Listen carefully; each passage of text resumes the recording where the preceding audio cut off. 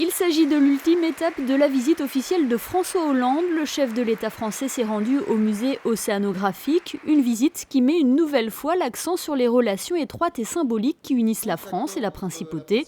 Pas moins de 5 accords de coopération ont été signés ici ce jeudi après-midi. Le premier est un partenariat signé entre la société Sodetrel et le gouvernement princier qui porte sur la création d'une société commune afin d'exploiter un service d'autopartage en Principauté. Il prévoit l'accessibilité 24 heures sur 24 de 50 véhicules électriques. Le gouvernement princier s'est également engagé avec le commissariat à l'énergie atomique et aux énergies renouvelables. Il prévoit un soutien du CEA pour des évaluations, des démonstrations et des retours d'expérience sur des thématiques telles que la mobilité électrique ou l'énergie solaire. Un accord cadre a été signé entre l'IFREMER et l'Institut océanographique. Il vise à promouvoir la culture scientifique et industrielle dans le domaine de la mer, de la préservation de la biodiversité et des écosystèmes marins, ainsi que la gestion durable des océans.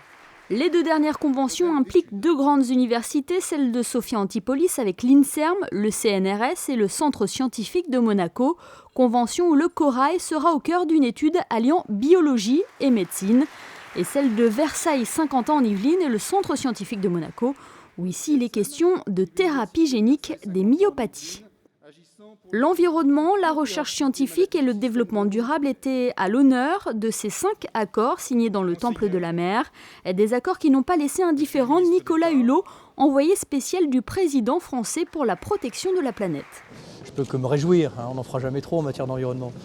Donc un accord par exemple de coopération scientifique entre la France et Monaco pour faire de la recherche sur la relation entre ce que la biodiversité peut nous apporter et nos exigences médicales. Je trouve que ça c'est une magnifique démonstration qui pour moi est du pain béni parce que j'ai toujours dit que la biodiversité c'était le réservoir des clés pour notre futur. Le fait qu'on signe un accord de coopération, pour moi, ça va dans le bon sens. Le fait qu'il y ait un accord de coopération entre la Principauté de Monaco et la France sur les énergies renouvelables, au moment où la France va engager elle-même une transition énergétique, voilà, tout ça va dans le bon sens. J'ai dit au prince au déjeuner qu'il fallait qu'il aille plus loin et qu'il regarde notamment sur les énergies marines, parce que Monaco pourrait probablement avoir un potentiel d'énergie marine. Voilà. Tout ça s'inscrit aussi dans la volonté, je le dis vraiment très sincèrement, c'est pas parce que je suis là, mais très sincère du prince de donner un sens à son action. Et je dois reconnaître que notamment en tant qu'ambassadeur de tous ces sujets-là, par son rôle de chef d'État à l'international, il fait un travail utile. Ces accords ont ensuite été suivis par le discours des 2 chefs d'État. François Hollande a tenu à saluer l'engagement de la Principauté dans la région dans le domaine de l'économie, de la recherche et de l'environnement. Le prince, quant à lui, a rendu hommage à cette nouvelle page de la riche histoire qui s'écrit aujourd'hui et qui unit les 2 pays. Du livre de la longue et riche histoire qui lie nos 2 pays. Je vous en remercie beaucoup.